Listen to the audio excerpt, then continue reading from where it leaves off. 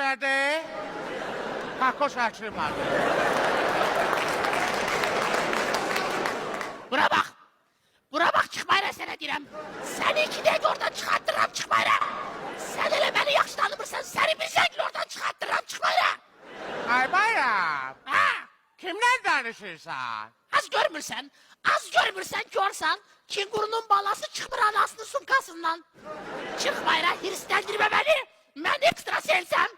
Ay sensin ekstrasens. Ne ay? Ne ay? Menem nedir ki? Evet. Samalete minende demişsin ki sağ salamat çatacağız. Ay kahraman. Hadi sen kimsen sen ben takdir edirsen. Kimsen sen ben burada bir dakikada kalamam. Sana hiçbirimiz ben yaxşı tanımırsınız. Ben özümü iki dakika buradan yok eləyirəm. Ben gittim. Gel gel.